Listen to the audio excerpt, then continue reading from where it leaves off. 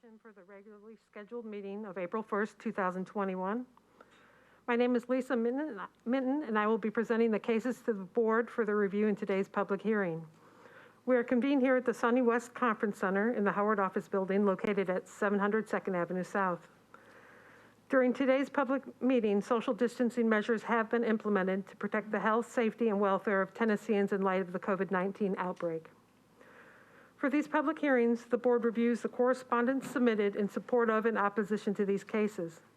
The board also reviews correspondence and recommendations from other government agencies in preparation for the hearings.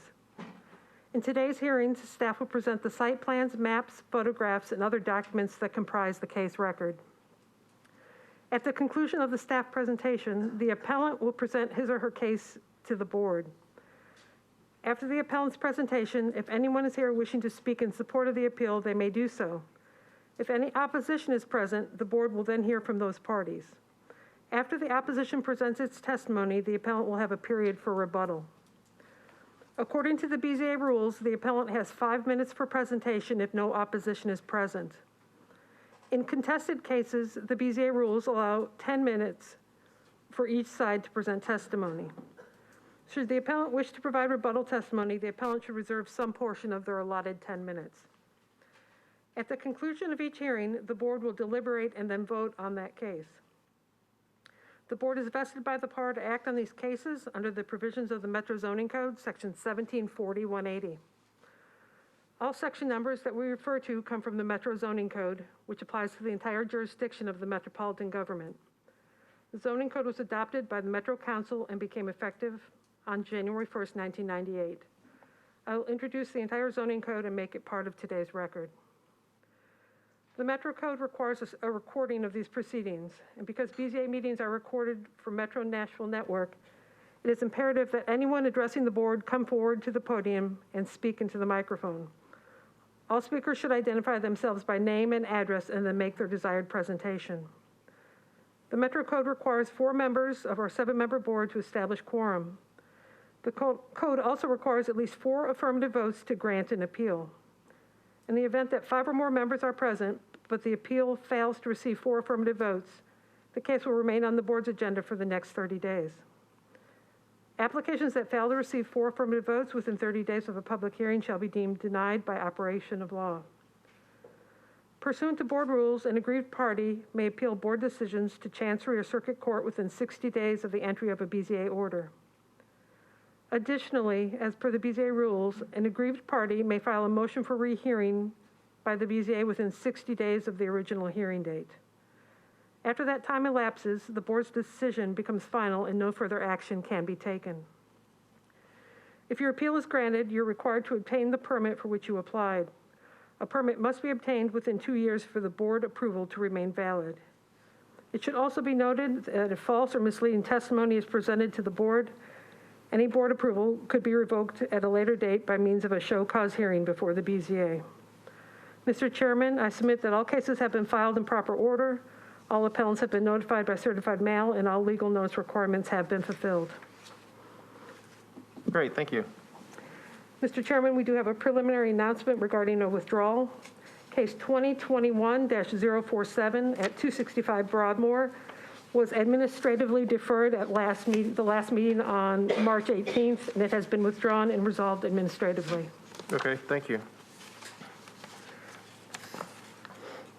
We're now ready to proceed with the cases to be heard. First case is case 2021-050. Is the applicant present? Yes. Okay, yeah, if you would just come up to the seat there and... Is there anyone here in opposition to this case? Seeing none present, the appellant will come forward. I will go through the slides, and then the appellant may state their name, address, and case. They are requesting a variance from the 5,000 square foot maximum gross floor area restrictions and requesting to have a 13,000 square foot gross floor area for use as a home improvement sales business within the MULA zoning district. They're also proposing for outdoor sales areas. Here's an overview of the parcel, the aerial view of the existing property, a site plan provided by the applicant showing the footprint of the building and the highlighted areas for outdoor sales and storage. Another site plan provided by the appellant. Existing conditions of the site. And views of the surrounding areas. At this point, the appellant may state their name, address, and case. Okay, my name is Tom Glenn. I'm the president of Elders Ace Hardware, and our home office is in Chattanooga at 4921 Highway 58, Chattanooga, 37416. And I'm happy to, I don't commonly do these presentations, but I'm happy to answer any of your questions or if there's something specific you'd like me to address. Well, one of the things that we don't see often are floor area ratio requests, and so it probably would be helpful to me, and I can't speak for the others, if you would just tell us from this picture what you're trying to do, and I know you've got some of this in your packet, but just Yes. to refresh us and for the public watching, you know, what are you trying to do? And then we'll ask the code staff to help us understand, you know, how this is against. You know, why you would have to come here for, you know, for this type of request rather than it being permitted under code. So Okay. So my understanding is that, so this is an existing shopping center, and so we want to lease this space, which is 13,000 square feet. My understanding is that was a Save-A-Lot that was there, and the space has been empty now for a little bit of time. I don't know how long. And so we desire to put a hardware store in there. It is 13,000 square feet. Our understanding is that the zoning for this area, the East Nashville area, will allow home improvement, but only up to 5,000 square feet of sales area. And I hesitate to speculate about why that is. I can just tell you our business model.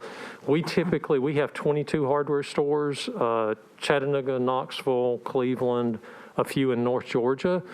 And we're not unlike other Ace Hardware stores. Our typical store is going to be in the 15 to 20,000 square foot range. So this is a little bit smaller for us. If the space, if we were only allowed to have 5,000 square feet, we don't think that's a viable model. It doesn't work given that we compete with online entities, and we compete obviously with the big boxes, Home Depot and Lowe's. And so to have the mix that we need, in addition to having the convenience and the helpfulness that we always aspire to have the product mix that we need, we do need, I mean, 13,000 is probably slightly lean for us, but we think we can do it there. So that's the reasoning why we would like a variance of this zoning, because we just feel like 5,000, it just wouldn't be viable for us.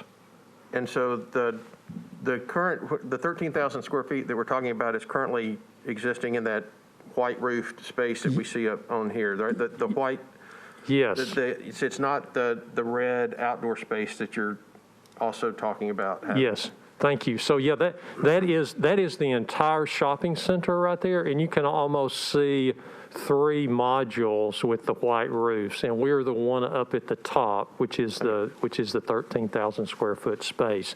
The outlined in red is actually, and this actually comes from the lease that we want to sign, where we're getting the landlord to agree with us that we can use this outdoor space, because otherwise that is all common area that would be shared amongst all the tenants. So in the lease, we're spelling out we need this space. So the red outlined area is that outdoor sales area.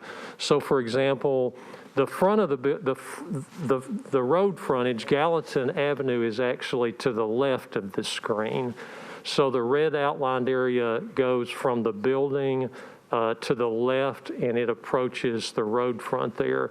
And that is, again, if you think of other home improvement stores, you're accustomed to seeing a lot of pallet goods, a lot of barks and soils during the season. The peak season is spring, and during that season, we'll go through truckloads of that material. And so it's helpful for us to have that out front and to be able to load our customers from that position. So that is the reasoning behind that space. In the rear of the store, we've asked the landlord to carve that space out in the rear would be things like we'd have trailers of pine straw as well as wheat straw in the rear. And the other area back there is potentially, some of it could be employee parking, but and that actually would be okay to use for the common area. But in terms of merchandise, I personally, and I got shot down on this from our nursery guy, but I personally had said, let's put a nursery in the rear of the store, even though typically that's not the ideal space to put it. But in a metro area, in an urban area like this, although it gets no visibility from the road, we're thinking that there would be demand for live goods, for nursery goods. So we actually outlined that and got the approval from the landlord that we can put a nursery back there. I go back to our nursery guy. He told me, Tom, I'm not so sure about a nursery in the rear. He said, why don't we start with the goods on the front of the store? Let's see how that goes, and then let's consider in the rear. And so I said, you know more than I do, so that's good. But we've got that space reserved. We want to be able to sell out of that space. The only other area that is not identified here that would be outside, and it's because it would be under the front awning. There is a sidewalk in front of the store. And again, pretty typical of us retailers. We try to use that space. As long as there's a passage for customers, we try to use it for sales. And so we would plan to put like live goods and plants and things like that pretty much during the season, fill the front up with that to show that. And, you know, obviously it would show well from the parking lot and attract customers. And maybe other merchandise. Occasionally we'll do some things like, again, it's not uncommon for retailers to put like maybe mowers out. I mean, maybe we'd have 5 or 10 mowers out there. Maybe we'd have 5 or 10 wheelbarrows. Now, all that would not fit in front of this small space, but depending on the time of the year, we would change out what merchandise we have out there. Okay. So there's basically 3 different outdoor areas where we would like to be able to sell from. Now, what the red outlined area that approaches Gallatin Avenue, I mean, that's kind of sales area, but it's also storage because we would stage. Again, we might stage 40 or 50 pallets of goods in that area, but then we would sell off that as well. So like mulch and that type of things would? Yes, sir. Okay. Yes, sir. All right, and Lisa, the request is for, I guess, the 13th. Tell me, of those outdoor spaces, is there anything relating to the outdoor spaces that we would need to approve today, or is that a landlord-tenant question? Outdoor storage is permitted by right within this use, but the outdoor sales would need to be approved as part of any motion made today.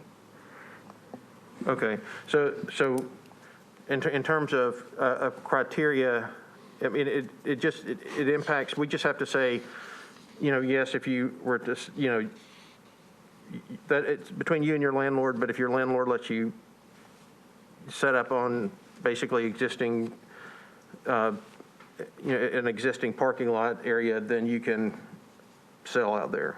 Okay. So the request is to allow a hardware store in what used to be, I think, a grocery, he said, and then with the added permission of selling outdoors. Perhaps the designated, as designated on the site plan As provided. designated, right. I have a question regarding that as well. So, Yes, sir. I noticed on one of the pictures you had was a nursery area was like greenhouse kind of things, like kind of built in. Would this be more of a temporary structure, or are you looking to do like that kind of greenhouse behind possibly the facility there? The only thing, and again, this kind of is a stage 2 thing in terms of the rear of the building. Mm-hmm. The only thing that we would probably put back there would be something like we would need an aluminum structure to put shade cloth over, okay. and also. But it wouldn't be an enclosed. That's structure. correct. It okay. would not. Okay. And then I guess the question for Lisa, is there any kind of like setback requirements for something like outdoor sales, like within the code or anything like that? Any kind of setback, like, you know, requirements for that? There's not. Outdoor would be uncovered. Okay. So it would not. I think the landscape buffers would need to be met, but other than that, no. Okay, thank you. Any other questions for the applicant at this time? Mr. Chairman, if I can just clarify one thing, and that is because this is not the most current drawing, and I don't know, without a pointer, I'm not sure exactly how to outline this. There is a little more space if we're going to be restricted to this designated area as opposed to just a general whatever we work out with the landlord. When you look in the rear of the store, the larger red outlined area, if you look at where our store, hopefully, our store would intersect that next large white space right there. Obviously, it doesn't join perfectly. We are deeper than the space beside us, and in that deeper spot, we have asked the landlord if we could erect like a cover there, a kind of, I'm going to say lean-to. I don't like to use that word because it sounds too casual, but a lean-to structure so we can store concretes and those type products in the rear, and we would sell from that area. So that's not actually on this drawing because that discussion has just happened in the last couple of weeks, but we would like the ability to do that. But that would not be an enclosed That is correct. It would be. situation either. It would be open. Just covered but not enclosed. Yes, sir. Okay. Okay. Any other questions for the applicant? Did you have anything else to add? No, sir. Were you going to make a comment, Lisa? I would comment, if the attachment was attached to the building or any structure behind there, would have to meet that 20-foot rear setback for the parcel. From the lot line, are you saying, Lee? The rear property line, yes. Yes. So the okay. Yes, I understand. Otherwise, you would have to come back before the board for an additional variance. Okay, understood, and that would not be part of our plan. Thank you for clarifying. Yeah, and I guess that was part of my question there also, because I noticed one of the drawings showed it going right up to that lot line. So if you have that outdoor area sales in the rear that has a shade cloth even over it, if that's kind of attached to the building somewhat, it would have to meet that 20-foot setback still, if it's attached to the building at all? Yes, it would require a permit, and it would be reviewed and for distance and materials and specs. I don't anticipate that the shade cloth would cover the whole area, but I understand if we wanted it to, we'd need to come back, right? Okay, understood. Okay, thanks. All right. Any other questions? Anything to add? No, sir. All right. We'll close the public hearing. I'm sorry, part of that. Have you had any conversation with your council member for this district? Yes, I have. That was Emily Benedict. Yes, we did have a conversation with her. And is she in support of what you're doing? I mean, we don't have anything from Council Lady Benedict, and we usually do if she didn't support it. But did you get favorable response? What response did you get from the Council Lady? We had a conversation, and she actually was in the car and was on the site while we were having a phone conversation, and.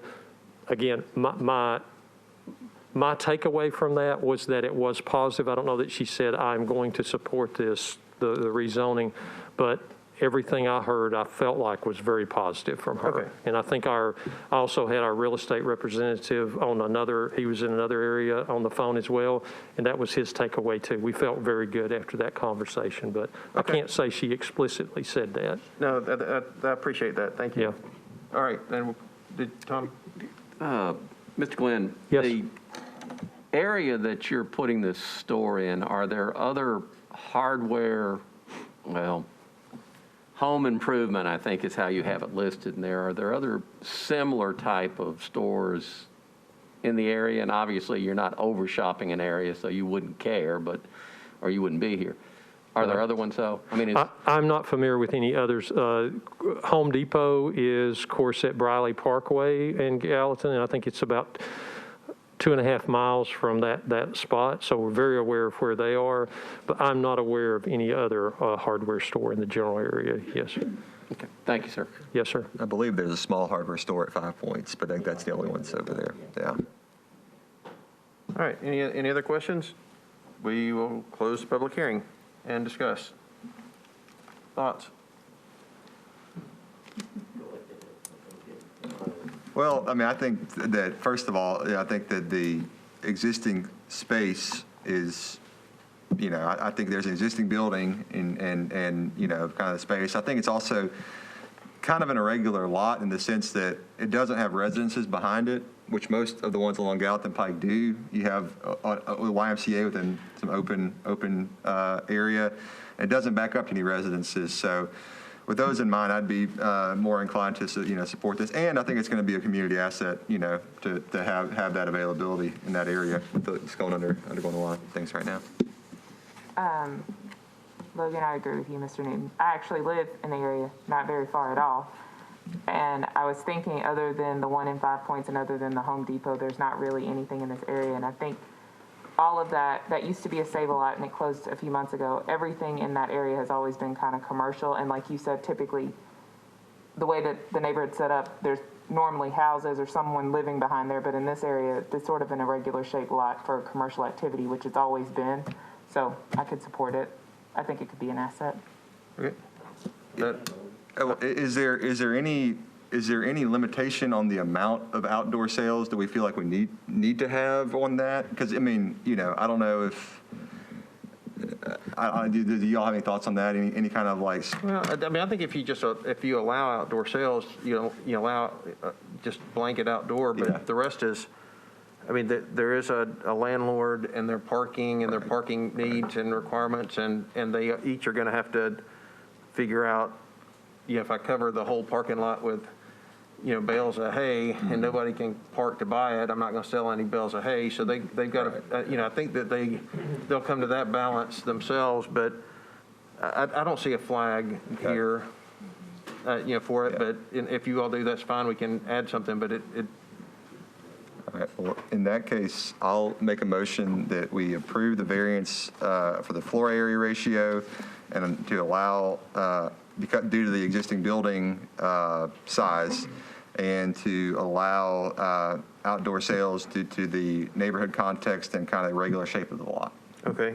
And then as substantially designated by the plan with the notation of the exception that the applicant made. It's, when I say substantially, if it changes a little here or there, but like I said, if they go to. Assuming no substantial changes to the plan that's shown. And knowing that the verbal change he mentioned was not considered substantial by this board. Yeah, I think that's kind of included in that area of the existing roof, so I think that's part of it, for All sure. right, is it a second?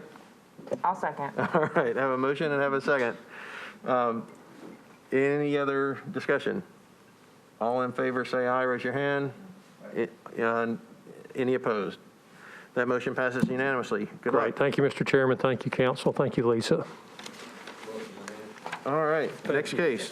We're excited. Thank you very much.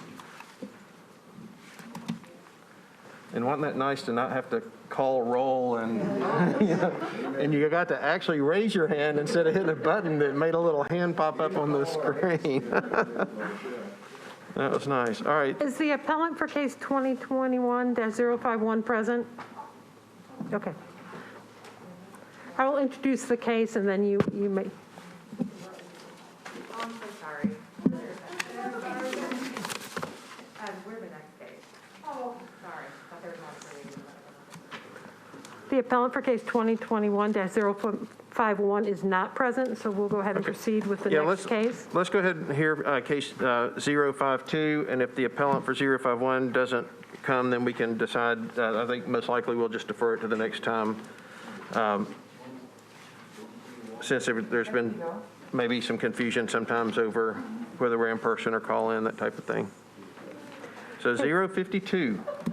Case 2021-052, located at 7236 Old Burkett Road and 6944 Nolensville Pike, is seeking a variance from the 18 to 36-inch minimum raised foundation requirement, and they're requesting to build at grade without a raised foundation. They're constructing a multi-tenant building within the CLA and MULA districts. Here's an overview of the parcel. It's actually the highlighted parcel and the one to the left of it that will be combined for this proposed development. There's an aerial view of the area. This is the proposed site plan provided by the appellant. Existing site conditions and the surrounding areas. Is there anyone here in opposition to case 2021-052? See no opposition, the appellant may state your name, address, and present your case. Go ahead. Ma'am, if you would, there's a little button down there, and make sure the red light's on. There you go. Now you're on Great. mic. Thank you. Hi, my name's Fiona Holter. I'm with GBT Realty Corporation. Our address is 9010 Overlook Boulevard in Brentwood, Tennessee. It's really great to see all of you face to face.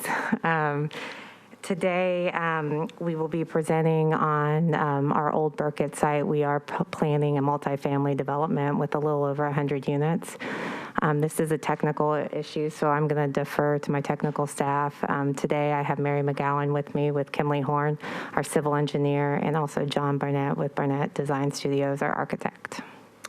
So Mary McGowan, 214 Oceanside Drive, Nashville, Tennessee. So the purpose of our appeal is the code reads for MULA for any residential on the first floor to have 18 to 36 inches of foundation. So the real intent of that is really focused on townhomes so that you can have those really nice stoops going up to them. And so the issue that we're running into here is that we are an apartment complex and we have ADA requirements. And so the ADA requirements are 2/3 of all access have to be ADA compliant. In this case, we have 2 access points, so that means 100% has to be ADA compliant. So the issue that we're running into is when we have these 2 access points and you're coming in and you're approaching to it at grade of the finished floor of your building, if you're trying to get 18 inches, you basically have a drop down next to your entrance that kind of creates a place for water to drain towards the building, which is the opposite of what everyone wants to do. So our request is to allow us to meet ADA requirements and to not have that 18 inches minimum, and then also to have more than 36 inches because we have about 35 feet of fall across the site, which is causing us to have split level buildings with garages tucked under. And so in order to have positive drainage, we want to have that greater than that 36 inches. But then at our entrances, we want to be at less than 18 inches so that we can meet our ADA requirements. One thing I'll add is that, again, she referenced the townhomes. That's really in a single-family setting where you don't have ADA requirements. So I'd just like to clarify that point as well. Yes. So you don't, there are no built-in garages, right? Correct. There's parking underneath. So each of the 3 main buildings that you see, they're split level buildings, and so the lower level has parking underneath it. Mm-hmm. Yeah, what I see doesn't really show, we have architects on the board, they may see parking underneath the buildings, but I don't see where you would actually go to park under a building based on this drawing, but. Yeah, we were hoping to show elevations when we were virtual, but again, the site has 35 feet of fall, and it's from north to south. So as you see, the buildings are kind of cut into the hill. So on that downslope side, there's a garage underneath. So then there will be exposed foundation, and right now we have stone cladding on that foundation. So, well, you all, well, maybe we need more information, and then y'all can, pounce on it and tell us what, from y'all's perspective, but it just seems like if there's a 35, if there's that kind of drop and, where does the water run off? And it seems like to me the reason you have 18 inches also is not just for a pretty stoop, is to, protect from water and that kind of thing kind of coming in. And, and I will tell you, elevations are really important. And if I'm still confused in 2 minutes and 17 seconds, I will probably ask to have this deferred to have those provided, because it really is, to make the kind of decision you're asking us to make with just this information, I think is maybe a little too rich an ask without truly understanding it a little bit more.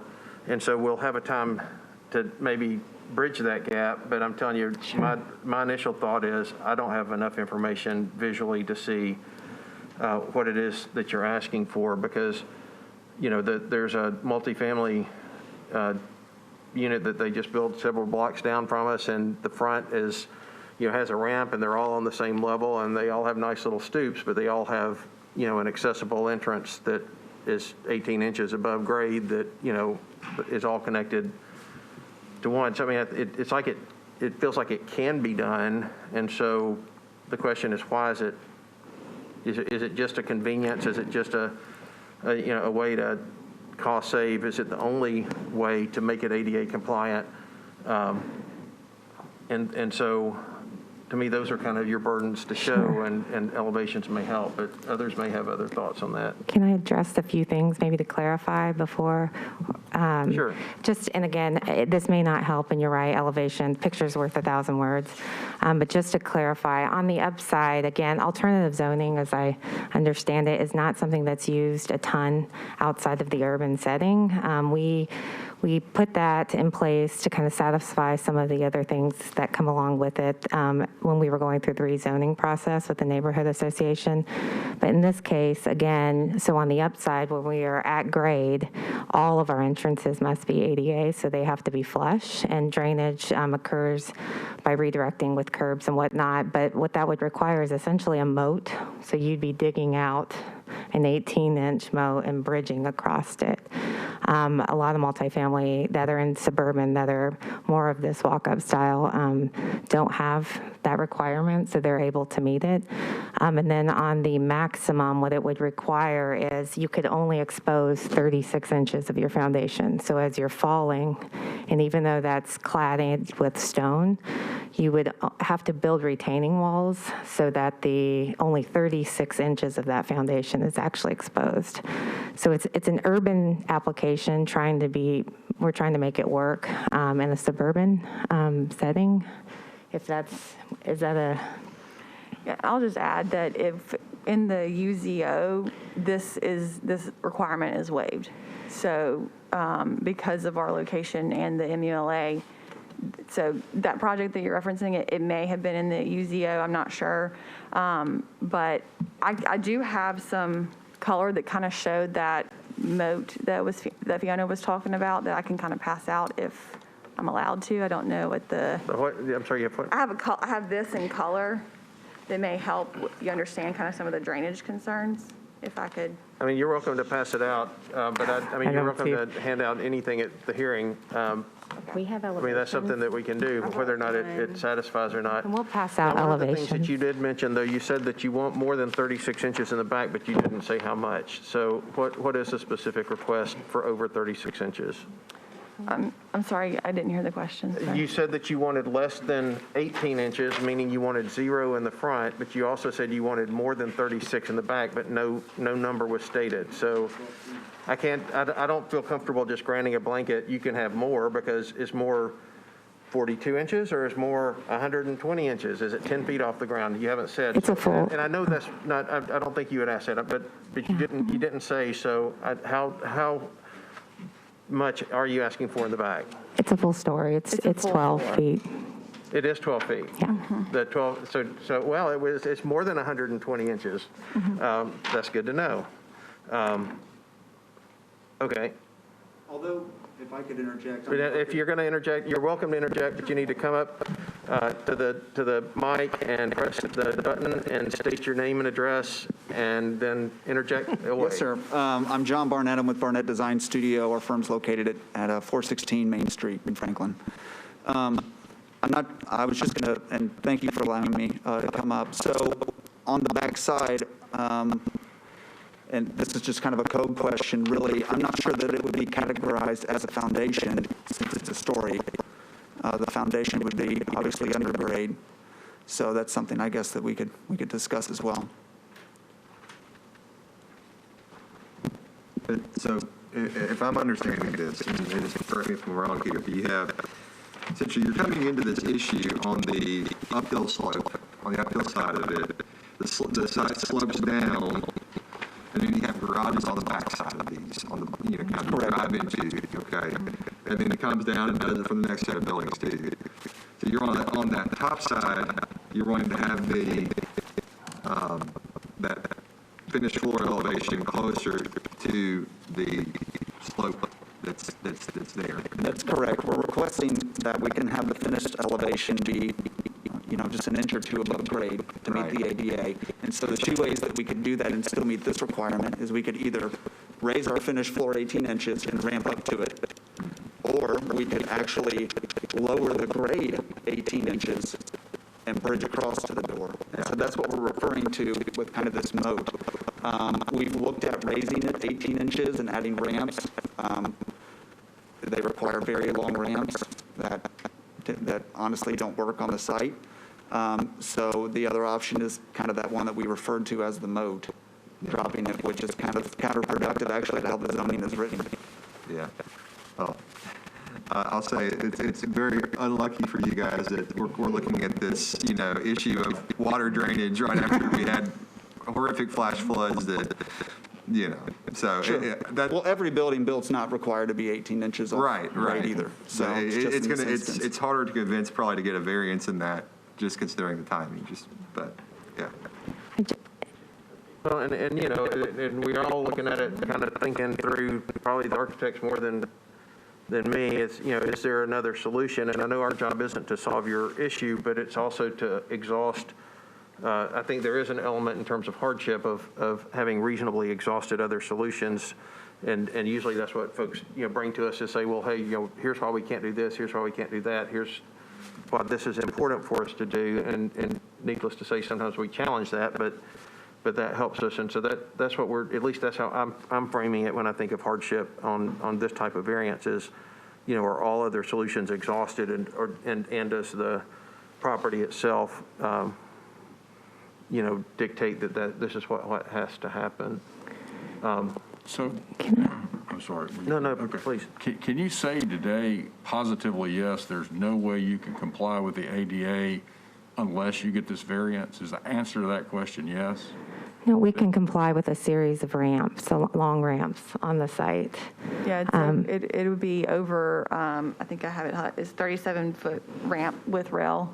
Okay. On that top one, it's At 30. every entrance, Comply, you just have to use a ramp? Is that 37-foot ramp at every entrance, a 10-foot ramp? 37-foot ramp. Of ramp. And so I see a lot of those around in new construction, and I know they've got to be the result of the ADA. And is your problem with that it's, if you go up with the ramp, you're going to have water drainage under the ramps? Is that what? So as I understand this, if we are to defer, I think this is a question to pose to staff. The meaning behind this particular requirement was not stormwater driven. We actually will be more challenged, I would actually say, with drainage if this is implemented, because we will be creating a ditch essentially right next to our foundation. So I guess I just want to make sure I clarify that, and we can work through that and get that clarification from staff. But in terms of the ramps, I'm not sure we could could we incorporate 37 feet and get the parking? No, No. we would lose parking. So it would impact us from what we could actually do on the site, because we would have to fit the 37 feet at each entrance, would all have to have a ramp instead of at grade entrance. You could not do that on this site? Not with the current design shown. But there would be a way to, back to my question, there's a way to comply with the ADA without obtaining this variance. You just have to change your design, correct? Right, I think I'm not weighing in on this. I'm just trying Sure. to explore here and find out what. I don't know if I can definitively say yes. I think we could look at that. Okay. Yeah, Mr. Chairman, and I'm listening to this, and I'm, for some reason, having a difficult time conceptualizing exactly where we're going. I'm turning and looking to my architects that are a whole lot better at this type of stuff than I'll ever be. My degree's in law and wallets. It certainly isn't in what we're talking about now. And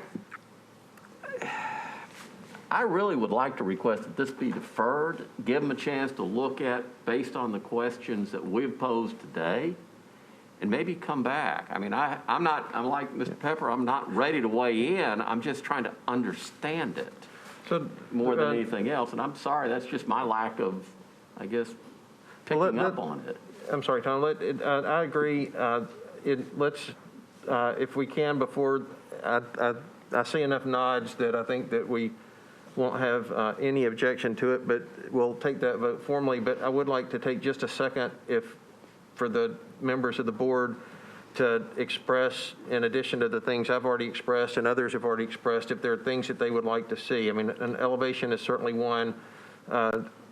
Some reasonably convincing evidence that all other options have been explored, some type of visual that, hey, this is what we're trying to do. You did say that you had the property rezoned, so and some, you don't always know what you're getting into when you rezone it, because when you get into the details, I know some other things may come out, but you worked with the neighborhood association, but there's no neighborhood association, there's no pro or con from the neighborhood association, and so I think that as part of the packet is always helpful too, just to tick off boxes. That, council member support is something that also is not required by any means, but is always helpful if it's there. Certainly communication with that person is always helpful. Are there other things that the board? Yes, building sections and first floor plans. I was honestly probably more than building sections, it'd be like a very basic site section, just so we can understand. Yeah, not a wall section, a section through the building. Just show, so help us understand that grade and what you're trying to do there. Just I think the elevations would have helped a lot. It doesn't have to be super detailed or anything. Just Told you it was above my pay grade, guys. As it relates to the council member, do you need, so we have been in contact, Councilmember Rutherford knows about this. I'm sorry, I can't hear you. Councilmember Rutherford knows about this, and Tawana with the Cane Ridge Community Club also provided comments. I just wanted to clarify, do you need us to print those emails or actually get support? I'm not sure they'll support it, but they know about it and have asked questions Generally, concerning it. testimony is fine, but if you do talk with them and saying, hey, we've gone back to the drawing board, would you mind sending an email or a letter, then that's usually helpful too. Okay, great, thank you.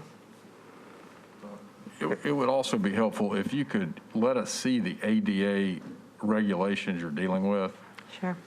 With which you're trying to comply. Yeah, and just the moat's a little bit of a. I mean, I get what you're saying, but I don't know if all of our board members really understand what you're talking about with the moat. So it's kind of a way to help us understand that. Sure. Sure. Yeah. And I say this a lot. I've been on this board a long time because I have. I've over 9 years, and I can't remember a multifamily development that wanted to be lower. So, I mean, this is a rare request. And We don't want to be I think all lower. of this We just want to be at information grade. is stuff that you've already thought through and have, so you can bring it, but it's not something that we consider on a regular basis, and so we do really want to know what we're deciding on, so that's why we're asking. Any other thoughts and Tom, did you have a motion? I have a motion that we go ahead and defer this. I don't know how long it's going to take them to put some of this stuff together. Let's say one meeting, and if One they need meeting, and another then one, if they you can do need that administratively. They can just work with Lisa, but one meeting, I'll let you come as quickly as you can, and if it takes you more time and you want to come later, then you can just work with the staff and just say we're not ready, and it'll just be deferred to the next time. And second by Mr. Pepper. Any discussion? All in favor, say aye. Any opposed? That motion passes. So we wish you the best of luck, and we'll see you shortly. Now, the only case we haven't heard from, case 51, I guess the only thing, it's close to what was, it's not exactly what was approved before, is that right? Yeah, we need to defer that, but I guess there was a thought that if it's exactly the same as they got before, we could hear it, but I thought they added a garage to it. I don't remember that garage being there. Is this the exact same? In my review of case 2021-051, it looks like they've mirrored their plans that were originally submitted in 2019 with their other appeal. They've reversed them on the site, which has led to a 2-foot rear setback instead of the 10-foot rear setback that was granted.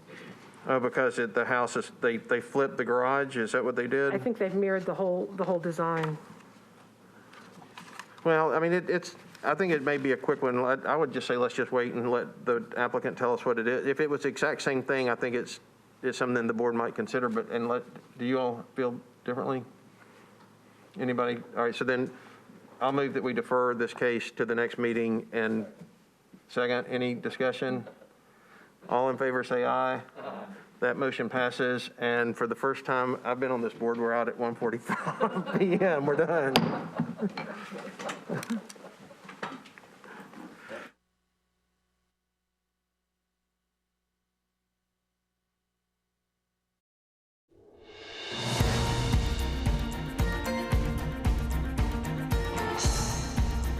This has been a service of the Metro Nashville Network. If you would like to see this presentation again, or for more information about this and other programs, visit nashville.gov.